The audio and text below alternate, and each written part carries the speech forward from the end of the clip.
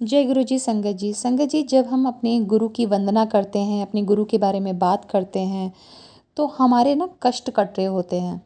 और ये एक बहुत ही अच्छा तरीका है अपने कष्टों को काटने का।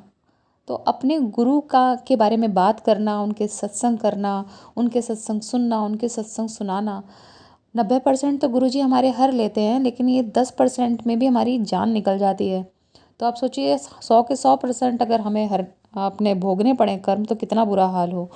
तो गुरु की जो वंदना है, गुरु की जो बातें हैं, गुरु के जो सत्संग है, गुरु के साथ जो हमारे एक्सपीरियंसेस हैं, उन्हें ज़रूर शेयर करना चाहिए। इससे हमारे कर्म कटते हैं, हमारे जो कष्ट हैं वो कम होते हैं। तो ऐसे ही मुझे एक सत्संग याद आता है वरुण कोचर अंकल जी का। और जब भी गुरु जी उन्हें सत्संग शेयर करने के लिए कहते थे, तो कहते थे फ़ोन वाला सत्संग सुनाई वरुण, और फ़ोन वाला सत्संग सुनाई। तो वरुण अंकल जो हैं वो 1995 में गुरुजी के पास नए नए ही तब गए थे। और ये ईस्ट दिल्ली में रहते थे उस टाइम पर। ईस्ट दिल्ली अंडर डेवलप्ड था उस टाइम, बहुत ज़्यादा डेवलप्ड नहीं था। तो काफ़ी जद्दोजहद के बाद, कई साल के वेट के बाद उनके घर में लैंडलाइन फ़ोन आया। तो उसका एक नंबर उन्हें अलॉट हुआ। मैं पूरा नंबर तो नहीं बताऊँगी। उसके जो एंड के 4 डिजिट्स थे वो थे 1000। तो अंकल से गुरुजी ने पूछा कि वरुण, नंबर आ गया? तो अंकल कहते हैं कि हाँ जी आ गया। तो गुरुजी अपनी डायरी निकालते हैं और बोलते हैं क्या नंबर आया है? तो वो बता देते हैं कि ये नंबर है 1000 करके, जो एंड में था। तो गुरुजी ना उस नंबर को लिखते हैं और उसमें 1000 ना लिख के, 4 की डिजिट्स एंड की, उन्हें बदल के लिखते हैं 1155। तो अब वरुण अंकल कहते हैं कि नहीं गुरुजी, 1000 है। कह रहे अब जो लिख दिया लिख दिया।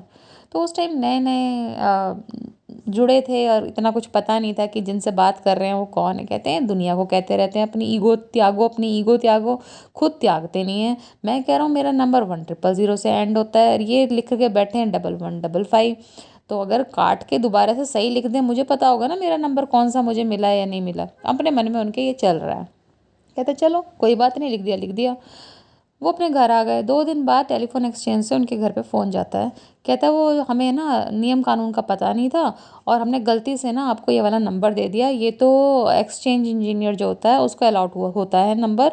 और वो और उन अंकल तो बोलते हैं कि भाई मैंने तो सबको दे दिया, मेरे तो बिज़नेस फैला हुआ है, वहाँ पे मैंने ये डाल दिया। तो जितने भी वो चीज़ें बोल सकते थे कि ताकि ये सेम नंबर रहे, वो नहीं माने।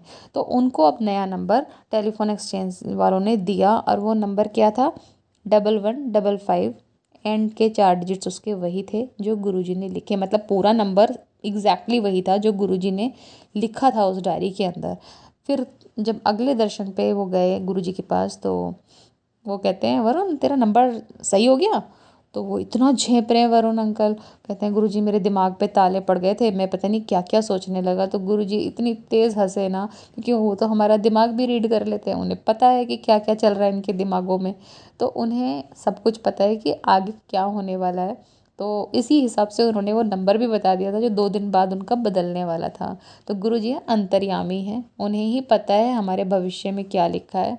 तो हमारी ज़िंदगी की लगाम उन्हें ही सौंप देनी चाहिए, क्योंकि हमें तो कुछ नहीं पता कि हमें उनसे क्या अरदास करनी है। उन्हें ही पता है कि हमें क्या चाहिए और हमारे लिए क्या सही है।